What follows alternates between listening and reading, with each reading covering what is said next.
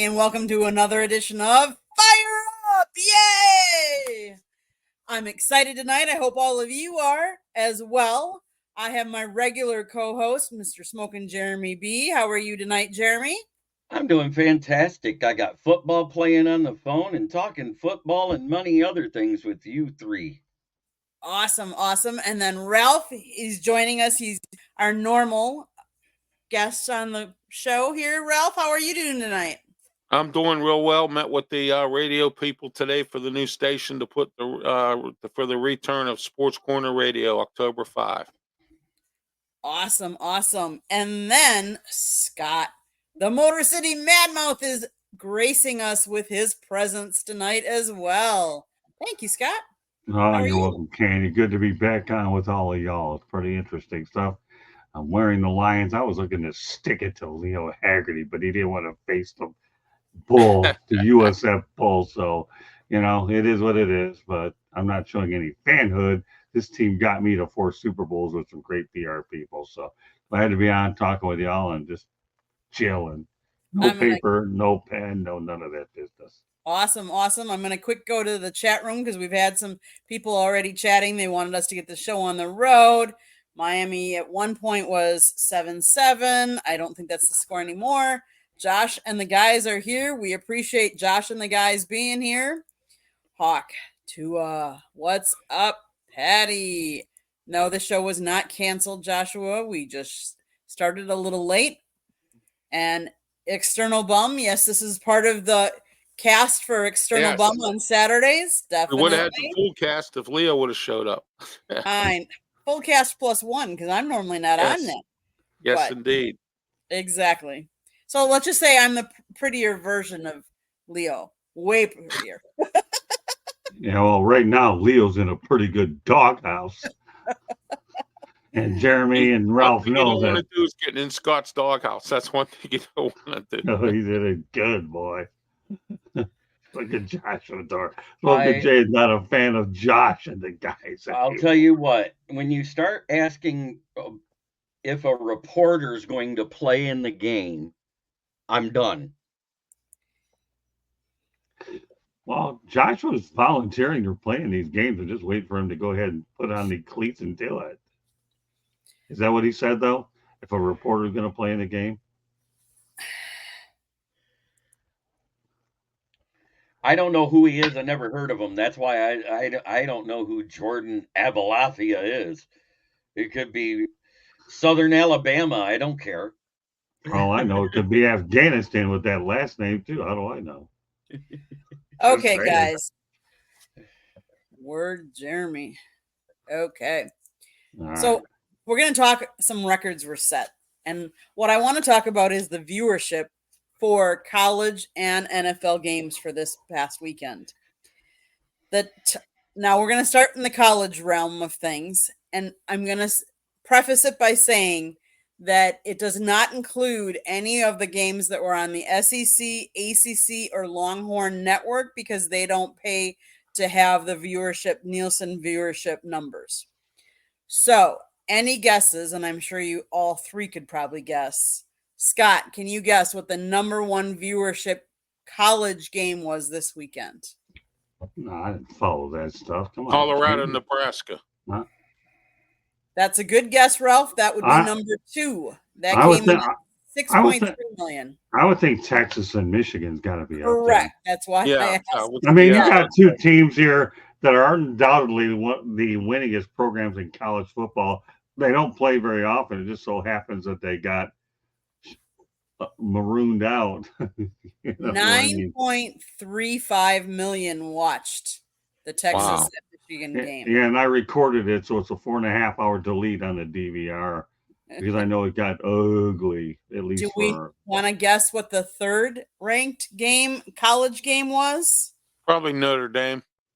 Correct. To see Northern Illinois beat them. Yeah. 3.9 million. Yeah, but you know what? Northern Illinois is not no team to mess with. They're in the MAC conference and they win every year, and they go to a bowl game too. So they're like a powerhouse in the MAC conference. Well, bear in mind, Northern Illinois got $1.4 million to beat the Irish. So, yeah, Not a bad payout for No. a Not a bad road payout game. You at can take all. a bus trip. On top of that, it just goes to show you, I've said it for years. Notre Dame always loses to somebody they shouldn't, which is why they're overrated in the top 10 every year. If they didn't have that NBC money coming in, they wouldn't be rated that high. Notre Dame. I like that. Well, to be realistically honest with you, if they had any sense at all, they should have joined the Big Ten, but they can't play real competition at all. That's why they stay independent with partial ACC. The reason why they went into the ACC is they knew that conference wasn't as strong as the Big Ten. Let's get real here, folks. Notre Dame doesn't want to play anybody with any substance. They just don't want to do it. And as a result, when you do that, you can stay with the ACC. Sure, the basketball's good too, but come on, Notre Dame. I like that, actually. Notre Dame is the Dallas Cowboys of college football. Pretty Yes, they much. are. That's a very good analogy, actually. They both haven't won anything since the 90s. Well, that too, but when you talk about the history and the lore of the two per se, we talk about, was it Rudy and the Rudy theme number one, and what was the other one? I'm drawing a blank here, but that's just Newt Rockney is who thankfully I was able to go ahead. But then that's when they were good. Well, like I said, that's when they were good. Of course, bear in mind Dan Devine got a dog shot when he was in Green Bay, but he ended up winning a national championship with Notre Dame. But that's and Dallas. Well, you know what? Jimmy Johnson's not there to get Jerry Jones another miracle in a Herschel Walker trade. I think teams are a lot smarter than that. I want to address Robert Waddell there. Says, not looking good, though. Two picks. Buffalo up by 10. It's my 1 point game, so not a big total loss yet. If they didn't have a front seven by Mattel and a secondary by Fisher Body, I'd agree with you. I had Buffalo winning this game because Josh Allen is 11-1 versus Miami Dolphins, whether it's Tua or not. Yeah, but I had Miami winning it, believe it or not, because number one, they play awfully good in September and October, then they lay an egg later on. And I think that because of the fact that Buffalo lost a lot of receivers, you would have thought Miami had a little bit of an edge with Tyreek Hill and Jalen Waddle, but shame on me. I'm not in the business to predict games, but there was a feeling that maybe Miami could pull it out. Maybe they can, but right now it's not looking good for the Fish. For one half of a couple of games, it looked like I only picked two snoozers. And the one I said was a lock of the week, and I got egg on my face. The Bengals proved to me that even the worst roster in football can beat them. Yeah, that's true. Okay, guys, so let's transition from the college viewership to the NFL viewership. For week 1, the average 21 million viewers. That's a 12% increase. 123 million viewers viewed at least part of one game this weekend. Baltimore versus Kansas City. Which one was the most? Yes. 29.2 million viewers watched. That's because of the Swifties. Right. I was going to say they had that 14 to 24-year-old girl age group watching. Yes. Just to get a glimpse of him and to hear them say her name 27 times in the broadcast. So one of the other games, the Sunday night football game, the Lions versus the Rams, 22.7 million. Let's go. And for Tom Brady's opening analyst. I was going to say he had to be somewhere in there. Tom Brady's opening broadcast. 23.93 calling Dallas versus Cleveland. Wow. And to bring in what I would call the bottom, but it's not really fair to be the bottom, for the Friday night game, Philadelphia against Green Bay, it was 14 million people watching that on Peacock and the couple of NBC affiliates for Milwaukee, Green Bay, and Philadelphia. It is the second most watched live event for Peacock, only shy of the playoffs last year when Kansas City played Miami. Ooh, Joshua Dorr has a question for Ralph. Yeah, but you know what? Before you bring in Joshua Dorr's question, though, let's bear in mind Peacock's relatively new too. So, you It's know, only a couple years, therefore, and it's right? streaming. So it is relatively new, and it is streaming. But you know what? We'll give him a little time before we beat up on the Peacock. Go ahead. I've been waiting for Joshua Dorr to ask Ralph this. So there you go, Ralph. You better be on your quickest thinking behavior with this guy. So, question for Ralph: what is the difference between an external and an internal bum? I got my Well, thoughts. I'm going to say this. Scott was part of the show at the beginning when we started it on Blog Talk Radio. Right. Scott was part of it with Bruce Kessinger. Well, Bruce Kessinger had surgery, got sick, couldn't do the show. And Mark Mancini asked me to pick it up, and I picked the show up, and I ran with it. And now we moved it to, I had my own Blog Talk Radio channel. We moved it to that, and then I got disgusted last year when it kept shutting down. So Scott recommended, why don't we just put it on social media? I said, you know what? That's a great idea. I canceled my membership with Blog Talk Radio, and we're on social media. And that's the story of that. That was the name of the show when I picked it up. Yeah, now bear in mind, I worked with Bruce Kessinger for the better part of a year. The reason why we cut ties is because this clown here, and I don't mind calling him a clown because he is. All right, number one, when I did the show with him, it was like I had to do it myself. And the favorite word I was going to get out of him, indeed. Yeah, like, okay, you don't even know. Don't worry, Joshua Dorr. You don't want to know, and I'll tell you. You don't want to know who he is. You don't want to know, but that's beside the point. This guy got a little nervous because Candy and I are covering the Rolex 24. I got knocked off the air a little bit because what people have to understand is that the Daytona 500, you have better internet connection, but when you're going to the Rolex 24, you got the international connection, and I'm going to tell you, it does a lot of havoc. And when Bruce thought there was so much loud stuff in the background, what do you expect from when you have cars in the background and you have all this internet chaos going on? So you know what?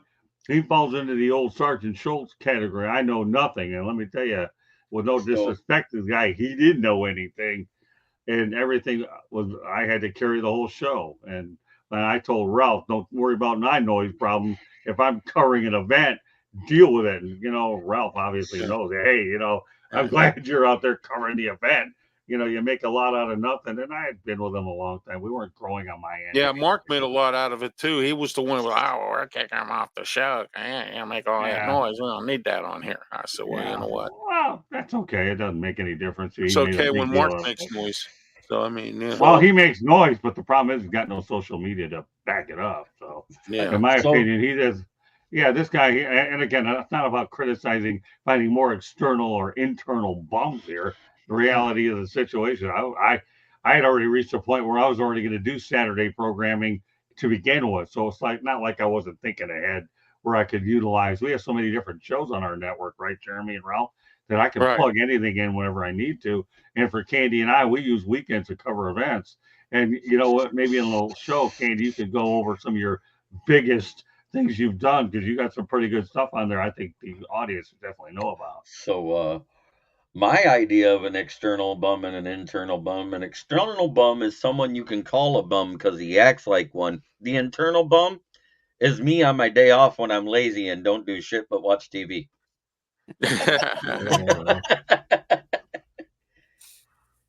Bruce is a scumbag, says Josh. Well, Josh has been hanging around me long enough to know that if I have certain things to say, it's not like I'm deliberately looking to throw anybody under the bus.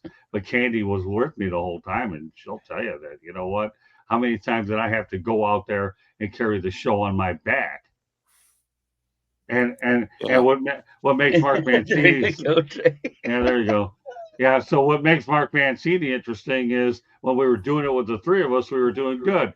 But Mark enjoyed myself and Bruce. So Mark could sit behind the desk and do nothing and count numbers to begin with. And all of a sudden, I'm carrying this guy that is, I'm going to call him Colonel. I'm going to call him Sergeant Schultz, and we'll leave it at that. Okay, for my Hogan's Heroes fans, and go from there because I know Candy has more worthwhile things to talk about than that. But Joshua Dorr, I'll give you more specifics when we do our FaceTime calls, all 10 of them a day. or 5 on a good day. So you guys know I introduced that new segment last week. Did you know?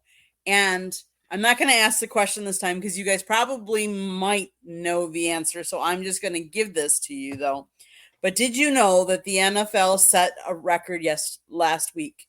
And it happened to be a good person from Wisconsin, of all places.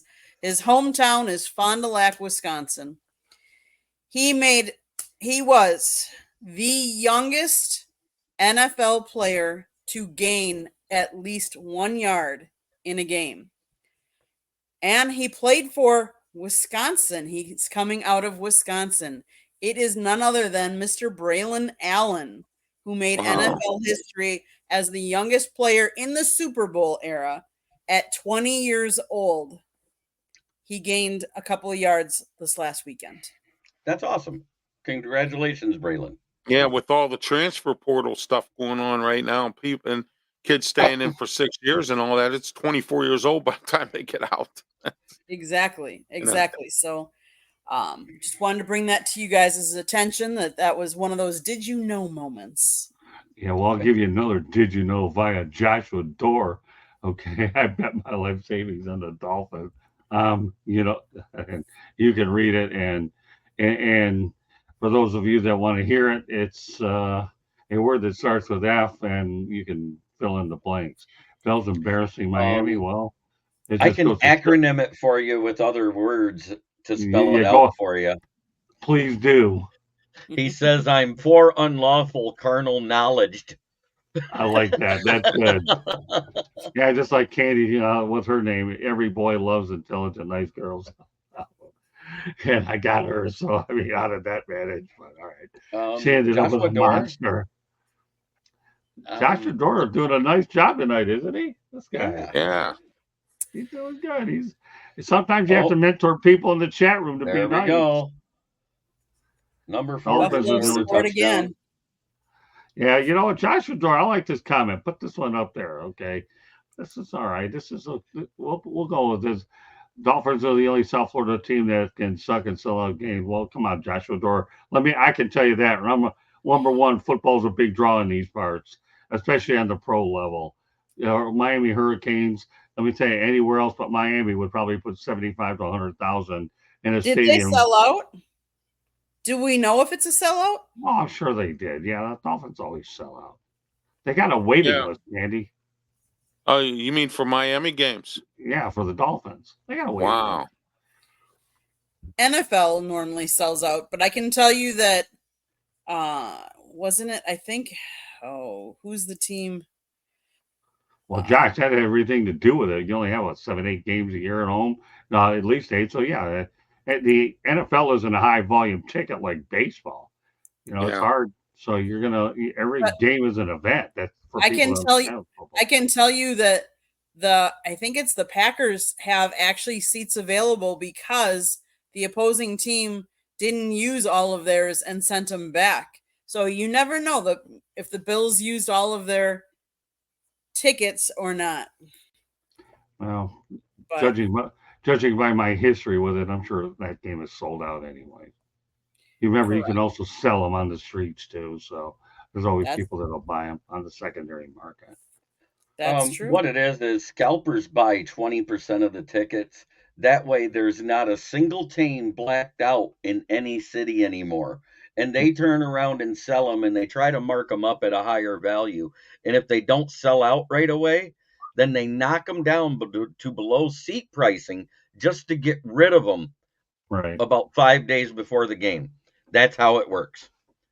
Hey, the Denver Broncos charging their fans double because Russell Wilson was supposed to play. Now he may not play in this game, and now all the fans are crying now because Well, it's amazing how you guys say that, because on last night's edition of the Sports Exchange, the Carolina game against San Diego, the Chargers, you get $25 for the lowest seat rather. Where on the other hand, the Dallas and New Orleans game, $2,556 as well. So, so you're talking about a difference. Of course, I don't know how many people are watching the Carolina Panthers these days. You know, you can change coaches, but regardless of that, you still have to have some sort of talent. Hey, how about the Chicago White Sox? 37 people showed up for that one game. Well, give me a break. If you've lost that many times, you know, you can understand why. Newsflash: the nosebleed seats for the Panthers stadium after they lost as bad as they did to New Orleans are on sale at 22 cents a piece after fees. Why do I know that Joshua Dorr was going to mention it? I set this guy up for this one.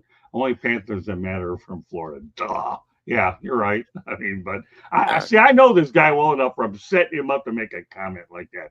At least I will say it was clean. Colts need to do bad so I can afford to see the Lions and Colts. All right, well. Amen. I'm with you. Okay, let's keep it going. I love the momentum of the chat room. Any way Russ can, never mind. I'm not reading this one. No, because the only reason Russ is not playing I'll take this one because of our stupid conditioning coach who made him push a sled. All right.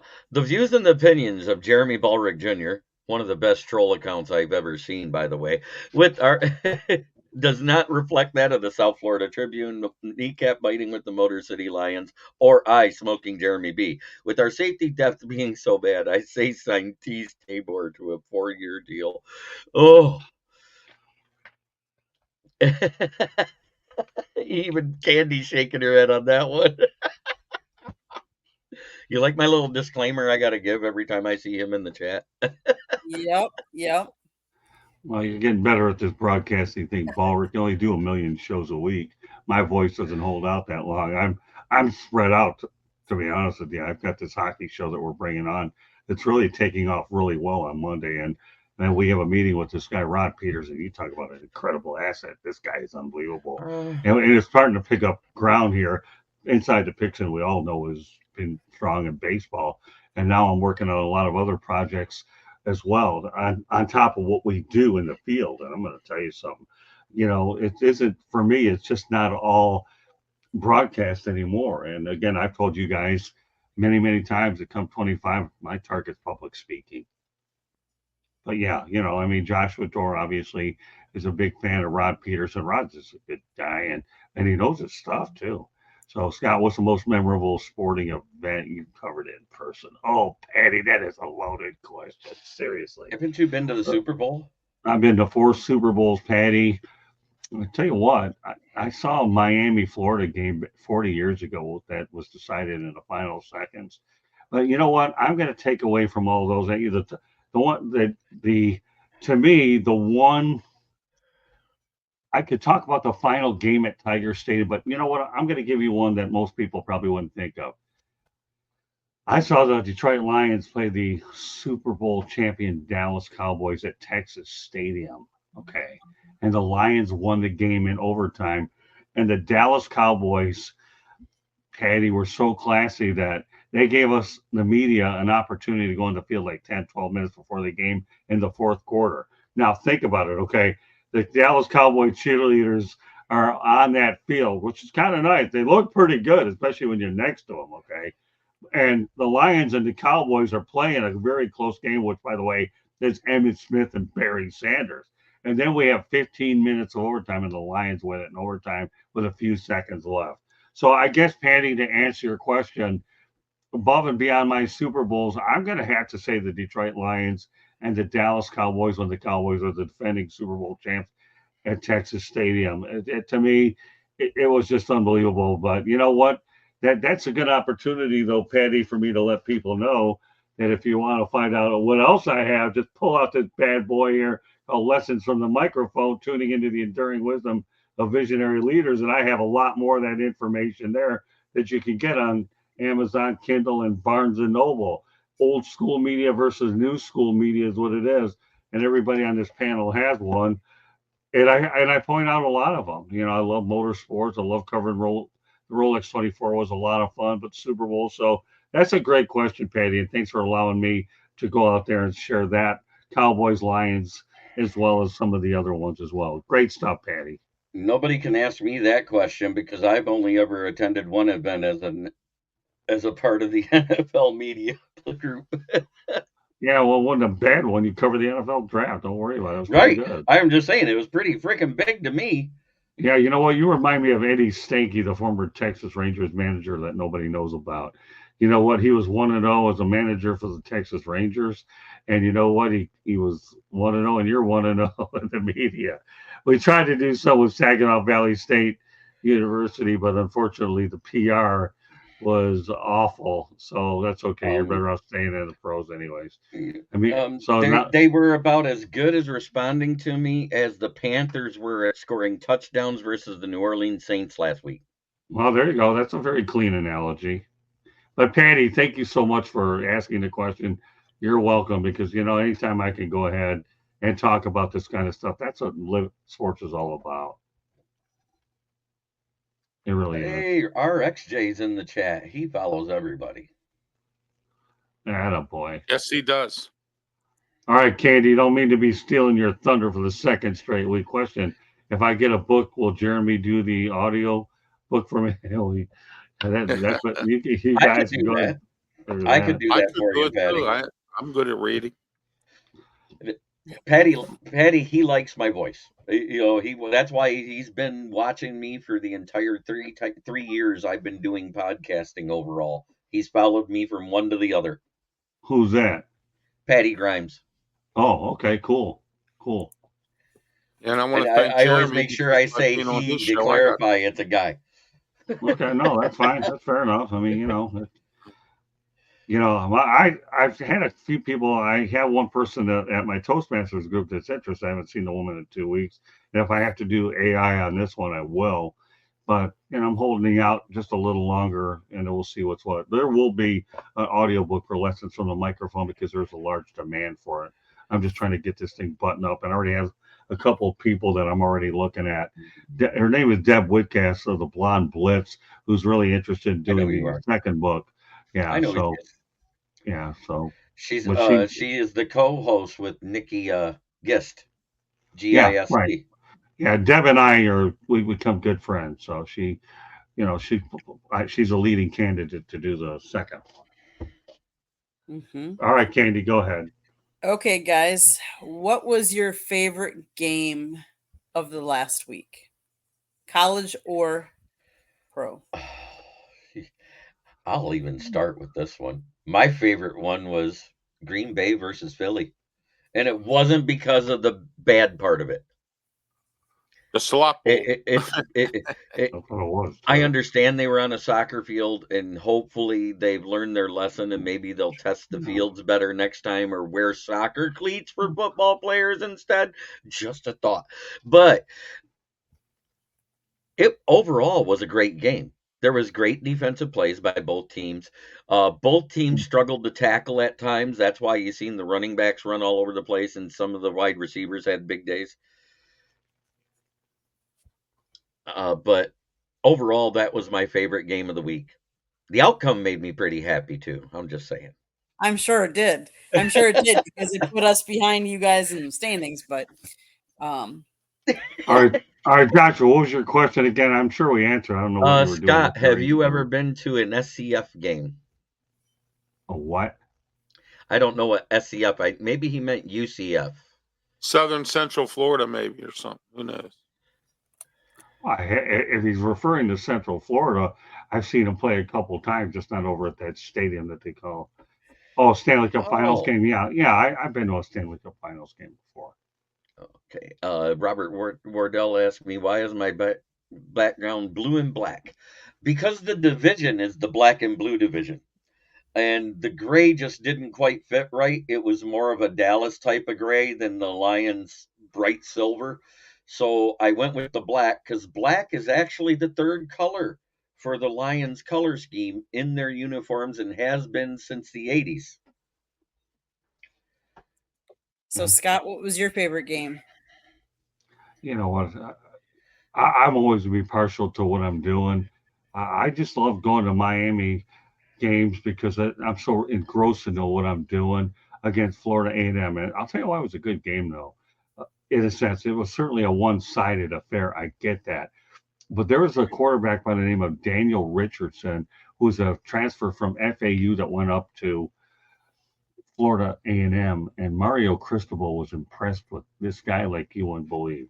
even though it was a lopsided score, this kid has some tools. I'm going to tell you something, Jeremy. Now that you got a draft in your back pocket, this type of kid here, one thing I've enjoyed about college more so than pros lately is not only are we allowed to get a lot more material on the air, but I think it's just for me, it's a lot more relaxing that you can just go out there and watch prospects, okay, that ultimately go on Sundays. And for many people that realize that many years ago, I used to cover minor league baseball, and it was fun watching guys progress, until they reach the top. So I'm going to say, believe it or not, Florida A&M and Miami, forget the score, okay? Miami got their signature win in week one. This time they had an opportunity to beat Florida A&M, and I knew they would, and they used a lot of players. But this Daniel Richardson, you watch out, folks. This guy here will go out there and be a good pro one day. In terms of the most satisfying victory, I liked it when Northern Illinois beat Notre Dame and got $1.4 million doing it. Ralph, what was the game that you liked the most this past weekend? Well, I'm not trying to be a homer or nothing, but I like the Pitt-Cincinnati game. It was down 27-6. They came back and won 28-27 at the tail end of the fourth quarter. And it was nice to see freshman Eli Horstein do what he was doing. And it's nice to see our new offensive coordinator, Cade Bell's go offense, where no huddle all the time. So Joshua has a question for Robert in the chat. What's the best game you've covered, Robert? So I think anytime you see a game in person, I think it definitely has a different feel to it than you watching one on TV. So Scott, I'll have to agree with you. On the field, taking pictures of at a football game of the teams also always gives me a little excitement there. Never. So Joshua, your answer from Robert is never covered a game, but best game been to was Hawks beating Dallas. Romo choked. Yeah. 100%. Yeah, he really has in more ways than one. I wonder how many coaches that Tony Romo has worn out. Think about it. Mm-hmm. So what game are we most looking forward to this week? Well, I mean, I'm going to tell you, like I've said before, I mean, I'm looking forward to watching Miami and Ball State. I really am. I want to see if they can take care of an opponent that they have to beat. USF is not a team a week later that's going to be a slouch. They're not. Alex Golish is doing a good job up in Tampa, and I had a chance to meet him during the bowl game when they hammered Syracuse. And watch out, USF is an up-and-coming program. I've had some people ask me, how do you feel about going to a game where you're playing your alma mater on the enemy side? Well, I can easily answer that one because I asked Adam Lichtenstein, my colleague, who had to deal with the same thing in the opening week, and that was this. He's a Gator alumnus and just watched his team get smoked. He says to me, well, they haven't been good the last 3 years, and now I'm covering Miami. So, you just have to live with the fact that you're working with a particular team, and they allow you to do what you have to do. But don't get me wrong. I guess the easiest response is for me in the USF game, I know I can't lose my alma mater or the team I'm working with. But yeah, I'll just say Miami and Ball State for all intents and purposes.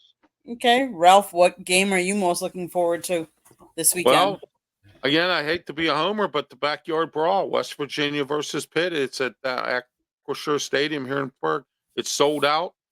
And, that's what I'm looking forward to. And I'm interested to see Penn State versus Kent State because Penn State had to pull it out against Bowling Green last week in the final seconds there, and they almost got beat.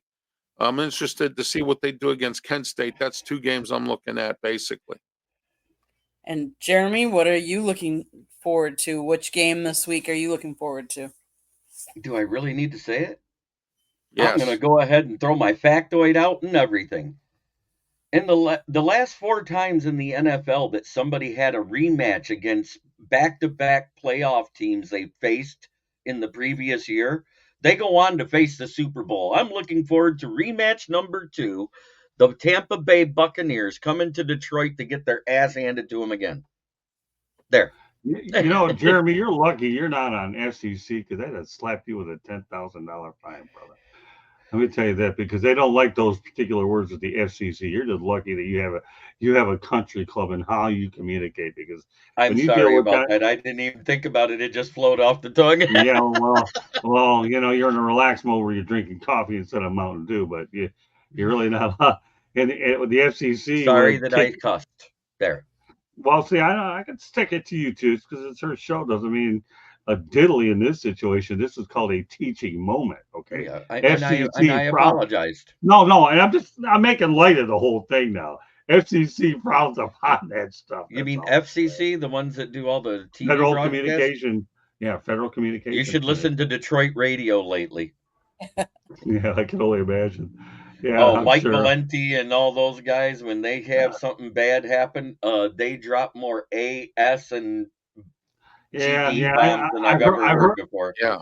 I've heard about Mike Valenti. I really have. It's not like I don't hear from people in Michigan, Jeremy. I mean, no, I'm just saying. Yeah, even regular radio stations, the profanity thing isn't quite as taboo as it used to be with the FCC. Yeah. How much coffee do I drink a day? About a pot. Yeah. Patty Grimes, I like where you're going with Alabama versus Wisconsin. I think that should be. Yeah, that's going to be a really good. Yeah. Let's keep looking at. So can I put a little bit more onto that one? Sure. UW hasn't hosted an SEC opponent at Camp Randall since 1979. Wow. That's a long time. UW has faced just 3 top 10 non-conference opponents at home in the last 50 years. The latest was Miami back in 1989. That was a while ago. Yeah, so that means that Alabama's going to go into an earthquake in Wisconsin called the jump around that had me rattled up there 9 million floors above. If you've ever been to the jump around, it's something else. I mean, I'm going completely ballistic. Like, what the heck is going on here? Do you mind if I explain to Josh because he asked what's a pick'ems? So give me just 1 second. I want to say one more thing about the UW and UA. They've met twice in history. The 2 schools squared off back in 2015 season opener, a 35-17 win for the Tide in Dallas, if you remember. Beyond that, you'd have to go back to 1928 when the Badgers held serve at home with a 15-0 shutout. Okay. Oh, so they're 1-1 versus each other.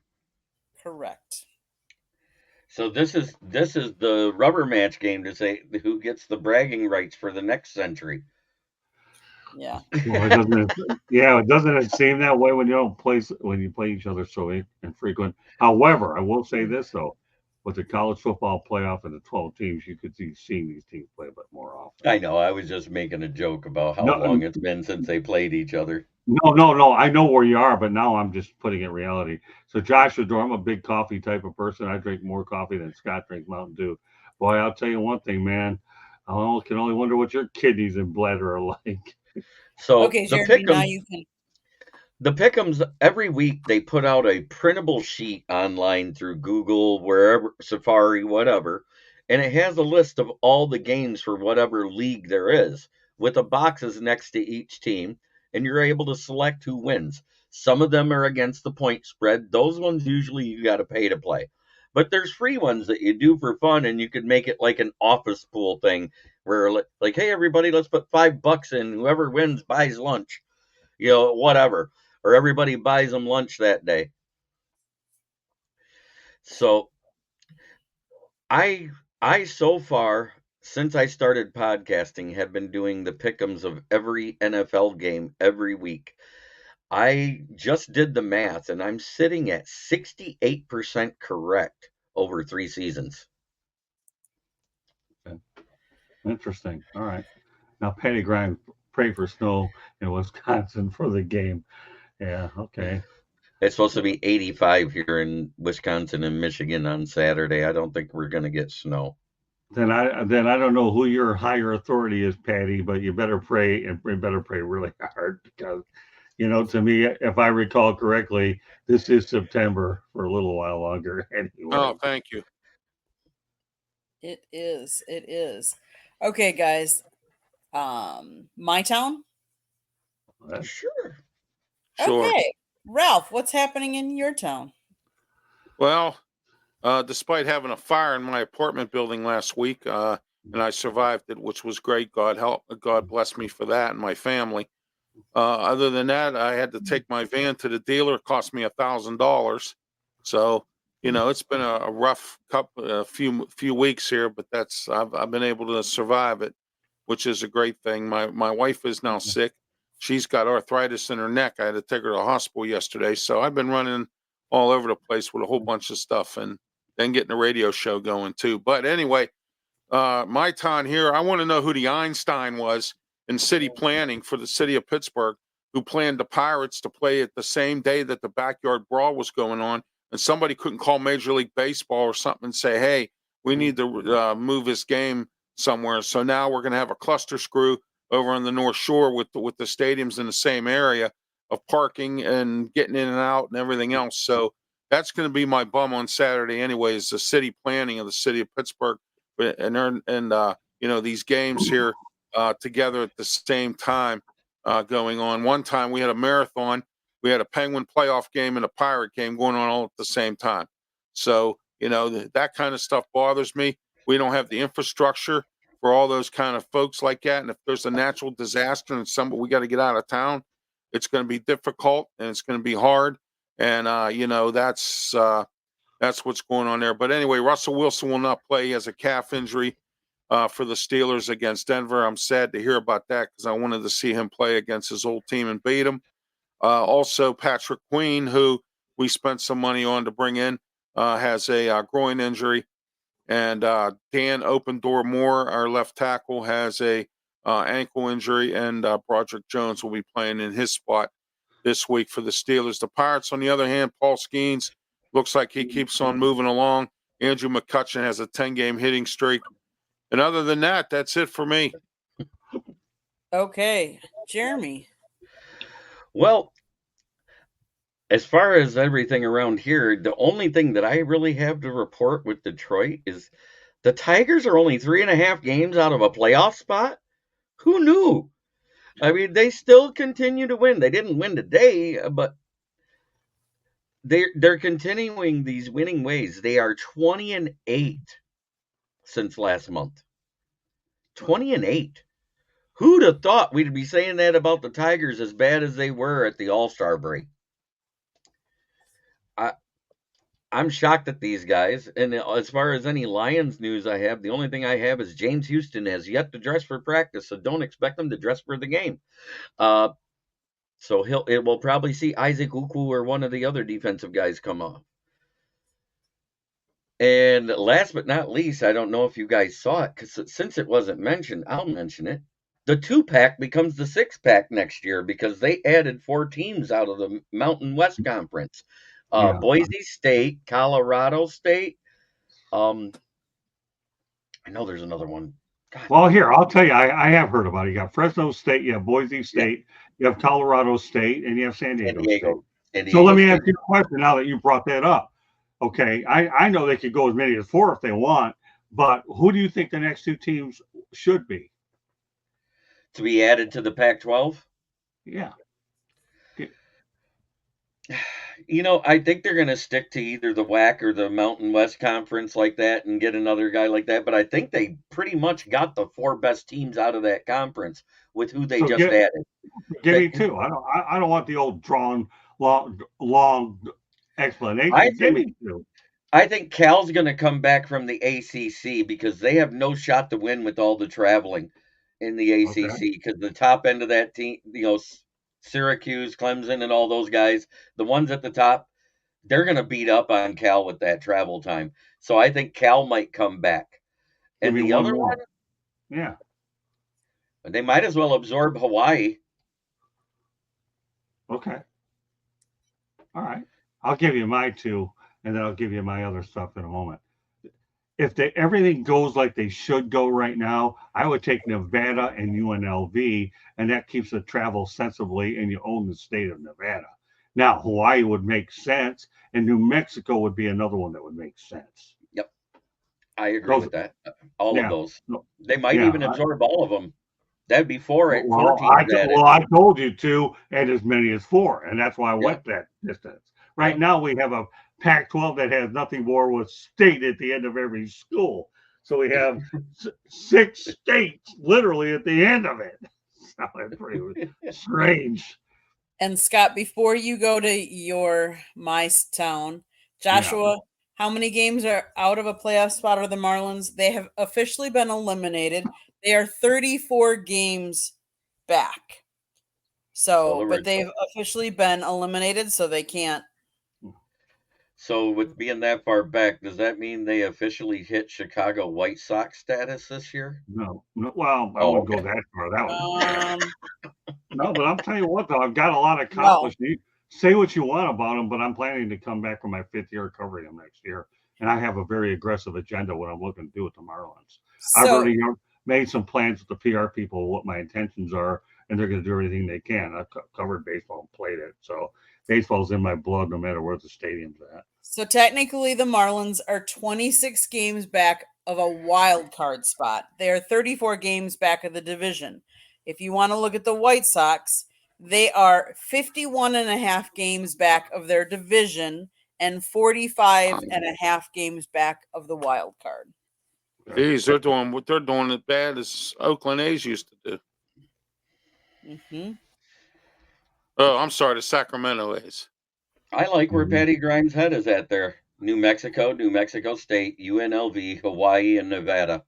Yeah, but you know what? If you're going to do that, what I might suggest you do is put UTEP in there because UTEP is a natural rivalry with New Mexico State and Las Cruces and UTEP.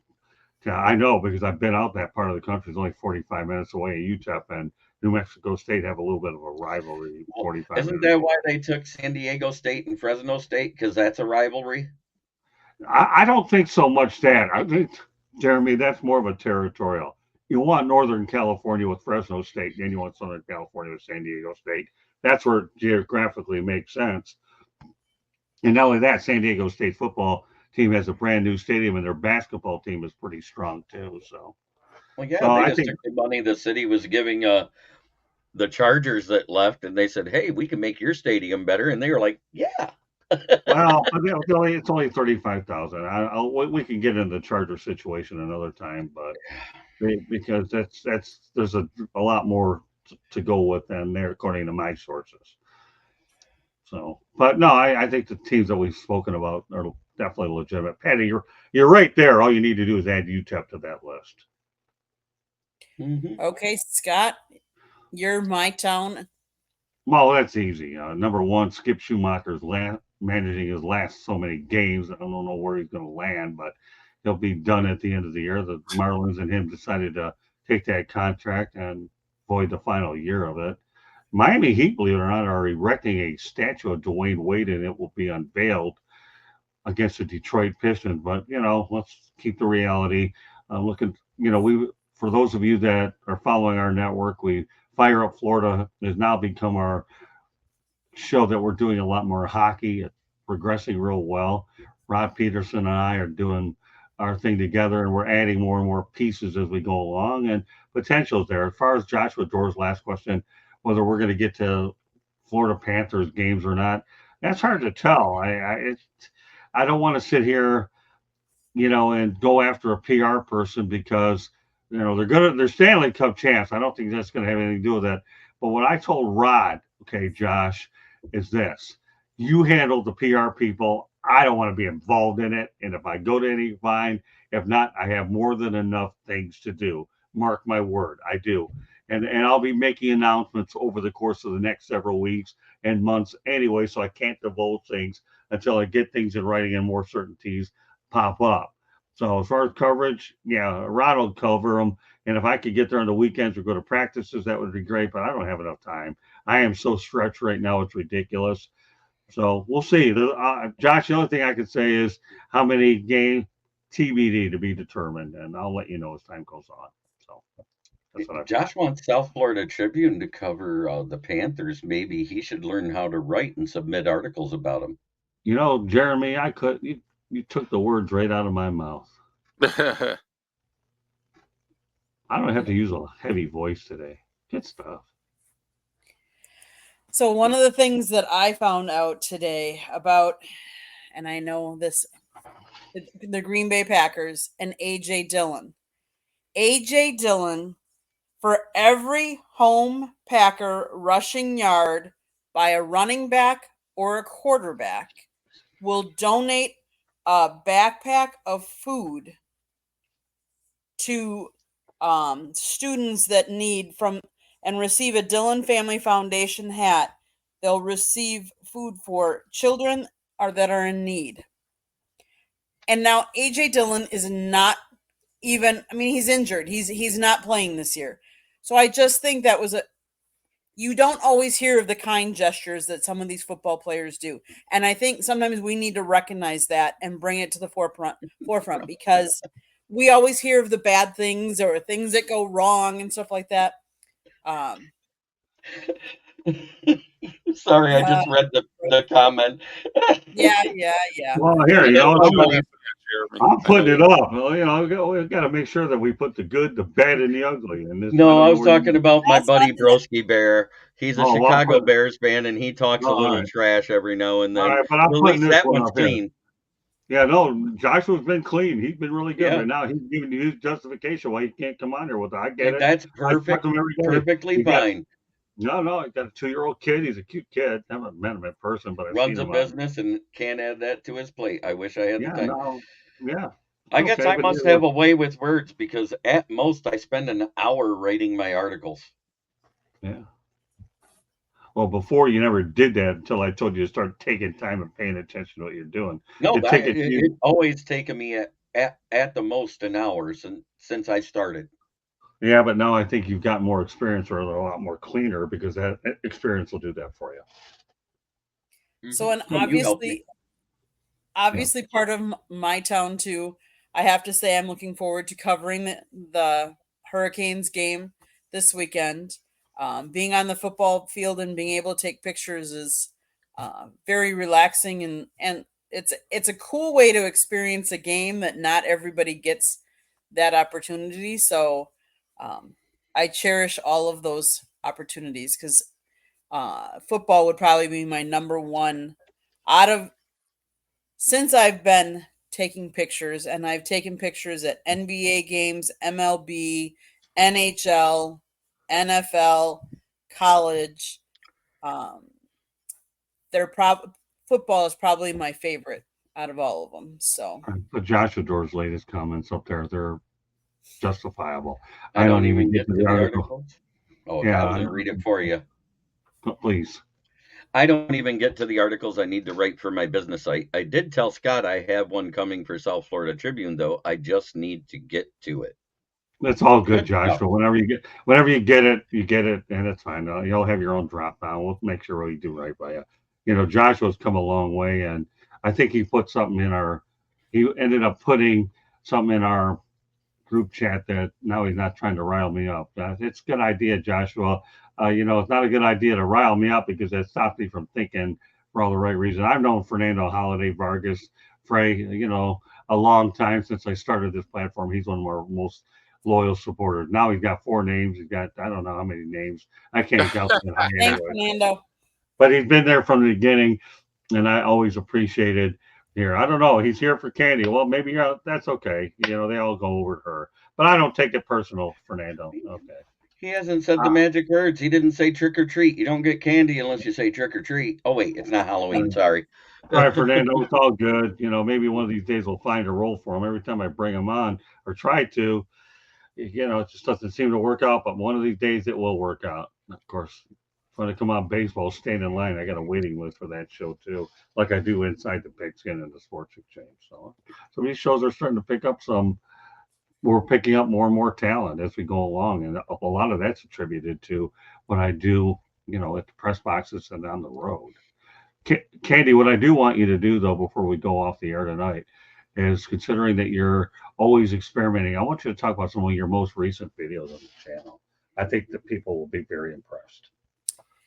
I mean, I've put up a couple of different videos. I've taken videos at press conferences, some of which Scott has asked questions of. Scott, there have been others. There's a short on there that I took a picture of, and it's the mascot for the Hurricanes. His name is Sebastian, and he does a little stint where he spells out Canes, Canes, and all the fans are, saying the letters as he's doing him. And one of the videos is my short video of him doing that up at where the Gators game. And that's gotten over 5,000 views. So I appreciate everybody that's viewing that. I do have other videos up there of, let's see, the Canes when they introduced and came onto the field last week. I put that video up there. There's some other videos I'd like to put up, but there are some copyright laws, so I can't, because a lot of these stadiums play music in the background, and a lot of the music that they play is copyrighted. So unless I take out all of the sound, which I think takes away from some of them, but you never know, I might still do that for some of them. But yes, and I did a picture. I did one video that has a couple of my pictures from last season, or from the spring game for the Hurricanes. So I did that as well. There'll be more to come as I keep working and tweaking and finding out what works and what people like and what they don't like and stuff like that. Yes, there is a short of Scott getting riled up about Joshua Dora's comments on the Red Wings. There is. Yes. Yeah, that's all right, Joshua. You make your contributions in some of the most interesting ways. But I will tell you one thing, though. I remember the last interview I ended up getting on a pro day was Xavier Restrepo, and that one went over 2,200 for a 6-minute interview, which was a one-on-one, by the way. And yes, I do get those when I cover the Miami Hurricanes. Nowadays, one-on-ones are a novelty. Although I shouldn't say that totally, because when I go to motorsports or certain sports, I'm able to do a little bit better. Every sport's a little different these days, and much of that's attributed to what's happening with COVID too, and now PR people that picked up on things that they can control the narrative a little bit more. So, but that's and I will say, part of my stipulations as a photographer, I have to be careful as well, because I cannot sell my pictures of certain players because of the NIL money that is regulated. So because of that, I can't do that. I can only put them up and use them for the South Florida Tribune, because that's the media that sponsors me to go into these games and get the credential. Yeah, well, it's just the way but back to this bad boy here, old school media versus new school media. And I talk about a lot of the stories that I've had. I put it up there a few times. Candy can put it up on the screen if you want to as well. But it's pretty much old school media versus new school, how the industry has changed over the years, of what it's really amounted to. And there it is right there. It can be available on Amazon, Kindle, Barnes & Noble, and wherever. But it's also, you can also find a link on www.southfloridatribune.com. But I am going to work on a part 2. I'm trying to get some updates as the year goes on, and I think probably by the holidays I'll begin the outline process. But I think the thing is that Jeremy's read it. I imagine Ralph has probably looked at it a little bit too. And I think the thing that's really important here is that it's all about relationships. It really is. And Josh, I'm glad you brought that up. Bring back Serene Sundays already. I used to do a Serene Sunday over at the Everglades out in Parkland, and you know what? It was just neat where I could go somewhere and just literally veg. And I will bring it back at some point, Josh. I promise you that. You need to. Yeah, I think so. It's only going to be 2 to 3, 4, 5, 6 minutes anyways. Well, we'll find some remote spots, Josh, but I encourage you mentioning it a lot, so it just keeps it parked in my head. So Joshua, put it in Scott's head when we go, because we're going back to USF next weekend, his alma mater. I'm sure there's got to be some place on campus that is serene for him. I don't know about that place. Now, there was a lot of tension in Tampa. Let me tell you, when I was back there, we didn't have a football team. Our basketball team was our homecoming. I don't know. Maybe I don't know if I'm going to make it to campus this time or not. Depends on where we end up staying. But don't worry, Joshua. I'm glad you continue to mention Serene Sundays a lot because it's in my head. And here's the thing, Joshua, and you and all the rest of your cronies out there. When something gets in my head, it doesn't leave. Yeah, that's what they are. I mean, come on. My cronies there. When something gets in my head, it doesn't go away, Josh. That's an FYI for you. So, Are you saying it gets stuck in your craw? No, I say it goes in one ear and doesn't go out the other ear. Oh, okay. Yeah. I don't know if you're in Louisiana with the craw, but they have crawfish there too, just so you know. No, that's something my grandma said, and I think she was originally from Minnesota. So. No, I don't know. I'm not. Well, now we're dealing with a geographic lessons between Minnesota and Louisiana. Oh my! I swear to gosh. But yeah, Dolphins are trash. I don't even know what the score is because I'm having so much fun on this. 24-10. Tua just threw another pick, and it is no longer 24-10. I believe the touchdown for the Bills. So yeah, it's 30-10. Yeah. Oof. And that's what I'm missing. Oof. Hey, maybe Leo Haggerty's watching that game and he stood us up, but that's okay, Leo. If indeed you're watching the game and you're watching the Dolphins, then I'm definitely gonna. If indeed that's what you're doing, then you'll never hear the end of it Saturday, anyways.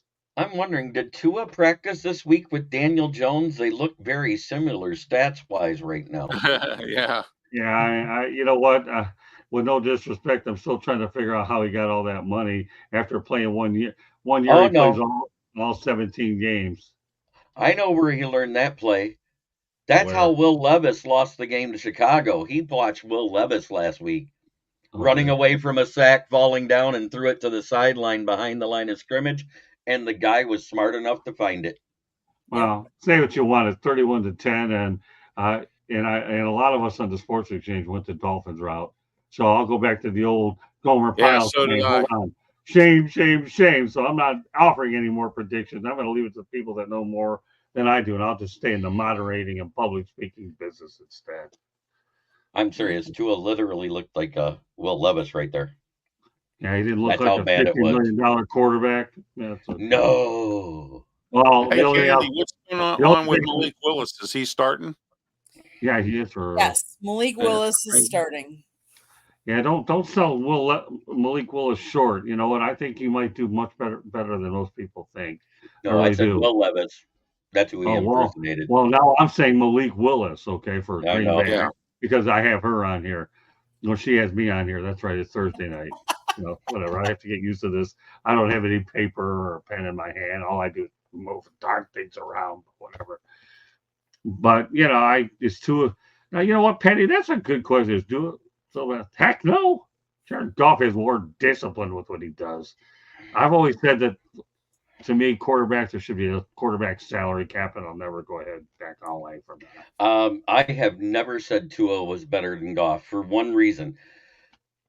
Goff does one thing better than Tua does, and that's manage the game. He's a very cerebral quarterback. He doesn't have to have that big pass outside the numbers, and it's not because he can't do it. It's because he's usually got enough guys running around underneath open. He doesn't have to. Yeah, I don't know if there's a real legitimate comparison between Goff and Tua. I just don't. But I'll leave it at that. Anything else on anybody's minds before we?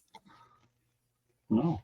All I'm going to say is you want to get smarter about our industry, this one's available. Amazon, Kindle, Barnes & Noble, wherever. Okay. You want to learn about relationships? You can do that. You want to learn about the industry? So be it. Are we going to learn about the presidential debates? Don't hold your breath. I don't think anybody learned anything about them. All I did was learn about it. I just wish Ronald Reagan was schooling Jimmy Carter back in the day, because Ronald Reagan was the best debater I've ever seen. So for any of you folks that have ever been out to the Ronald Reagan Library in California, go. He was my hero in office. Sorry, Ralph. Go ahead. Okay, Ralph, how can people find you and get a hold of you? rwmediaproductions.com. That's my new website. Also, YouTube. Facebook, and also Twitter X platforms. And also, you can find me my new radio show coming up on October 5th, 2 to 3 p.m. every Saturday. After that, me, Ralph Williams, Smoking Jim Frazier, and Claudio Rosano. So we just had a big meeting today with the station, and it was a great, powerful meeting. Also, don't forget Saturday, the External Bum Show on YouTube, Facebook, and Twitch platforms. Myself, Ralph Williams, Scott Morganroth, Jeremy Ballrick, and Leo Haggerty if he shows up. So, yeah, there you go. So there you go. Two anti-Leos tonight. Make it three. But anyways, you can find me right here on the South Florida Tribune on the Fire Up Show every Thursday, occasionally on Inside the Pigskin, maybe on any one of the other shows where Scott may need me because he knows I can cover my CMA pretty good when I'm talking sports. Yeah, you can also find my writings. You can also find my writings on the SouthFloridaTribune.com, where you see mostly talk about the Lions, but I do discuss the NFL and rule policies, stuff like that. Last but not least, you can find me on my channel, which is Kneecap Biting with the Motor City Lions, where I go live 9 times a week, 4 nights a week at 9 p.m., and Monday through Friday at noon, where I talk about the Detroit Lions. I also cover the NFL on that. You can also find me on the Huddle Sports Network, which is on Amazon and Roku. You can also find me on their show called The Red Zone Rant every Sunday morning. All right, Patty, to answer your question, I haven't seen the new Reagan movie. I didn't know there was one out, so maybe I'll have to check it out. If I ever find a relaxed moment, we're still trying to figure that one out. If I find a relaxed moment, then there's an Einstein somewhere between Candy and the Doctors, and we're still trying to find Dennis Quaid plays Ronald Reagan. Oh, does he really? Okay, we'll have to check it out. He plays Ronald Reagan. Yeah. Well, where can you find it? Is it on one of the TV sets, or do I have to go out there? It should be. It's supposed to be coming in the theaters this week, and it'll probably be on Amazon, and I'll get it on my on-demand on my cable system. Well, I don't go to movie theaters. I've been told to shut up too many times in movie theaters. No, I figure I'll just stay at home and I'll say whatever I want. The last movie I saw was Rocket Man. That was the last one. That's one thing we've never done, Scott. We've never gone to a movie theater and watched a movie, have we? And guess what? We never are, because I'll tell you what, I don't have the freedom to say what I want. And who knows how many of them are still in business these days. I don't even know. But theaters, yeah, they're still out there. Yeah. I don't know. I mean, Candy, that'll be on your never list. It called "Don't Hold Your Breath." I'm not watching it, but I wouldn't mind watching the Reagan movie. I still have some of his books and had a good fortune to be able to. Okay, I know I saw the trailer on it, and Dennis Quaid plays in it. He's Ronald Reagan. So. Cool. I know. Oh, that should be pretty good. I like Dennis Quaid. But I'm going to put it up there again. Scott wrote a book, Lessons from the Microphone, Tuning into the Enduring Wisdom of Visionary Leaders. It is available on Amazon, Barnes & Noble, Kindle, Apple, and Google Books. Get your copy today. You can also go to our website, www.southfloridatribune.com. There is a link to buy his book on there. There is also a link to our merchandising store where you can buy all kinds of neat stuff, whether it be a sweatshirt, a baseball cap, tank top, whatever you need, like depending on where you live this time of year. I know up north it's starting to get a little bit cooler, especially early in the morning, so you might need that sweatshirt, but down here it's still hot. Go get some merchandise today. You can also read Jim's writing, Scott's writing, I take pictures, all on the South Florida Tribune website. There's also, if you like NFL, we get transcripts for the Dolphins, the Jaguars, and the Lions. Go check those out. We also get information about all of the college football down here in South Florida. So we get Miami Hurricanes, Florida Gators, USF Bulls, FAU Owls, and Florida State Seminoles. All of them send us content. So if you're interested in any of that, come to our website. Let's see. If you like to listen to podcasts, wherever you get your podcast, you can catch any of our shows. On Monday nights, we have Fire Up Florida, where Scott talks hockey.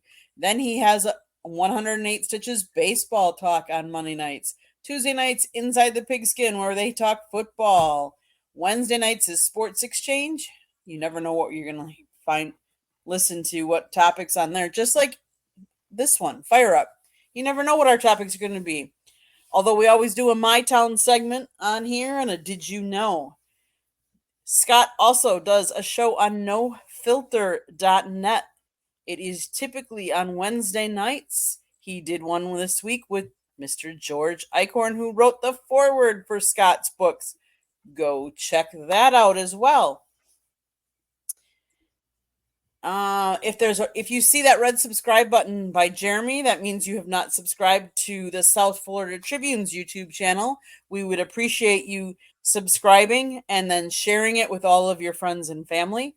We also would ask that all of the people that we have on our network, if you would go support them and their channels as well.